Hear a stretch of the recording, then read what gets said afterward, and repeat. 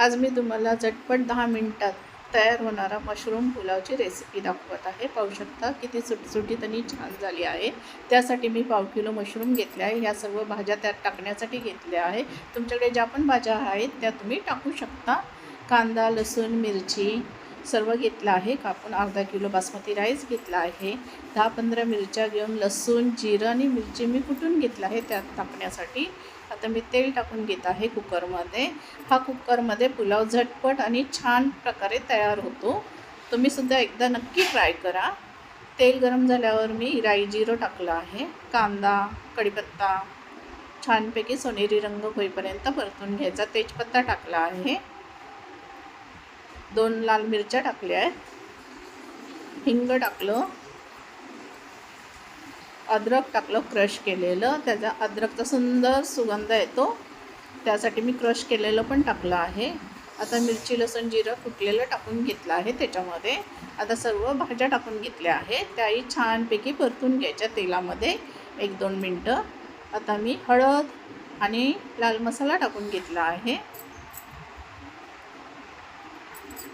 आता त्या भाज्यांमध्ये मशरूम टाकून घेत आहे। इतका सुंदर लागतो मशरूम त्या पुलावमध्ये की विचारू नका, खूप छान लागतो। तुम्ही नक्की ट्राय करा एकदा माझी रेसिपी। आता मी बासमती राईस टाकून घेतला आहे। आता तोही छानपैकी परतून घेत आहे।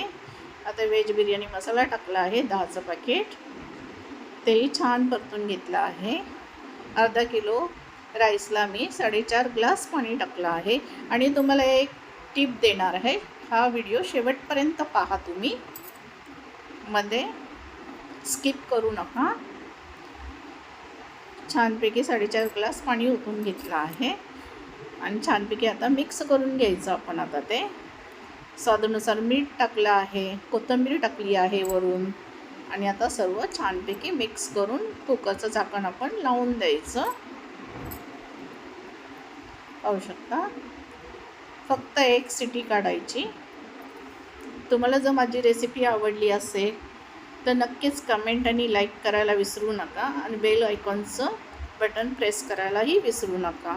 पाहू शकता तुम्ही 10 मिनिटात आपला हा पुलाव तयार झाला आहे आणि सुटसुटीत तयार झाला आहे कुकरमध्ये। बघा, मी तुम्हाला दाखवला पण आहे। तुम्हाला जर माझी रेसिपी आवडली असेल तर प्लीज सबस्क्राईब। पाहू शकता मी तुम्हाला काढूनही दाखवलं आहे। या तर मंडळी मग जेवायला, त्याच्यासोबत काकडी, कांदा, एकदम भारी।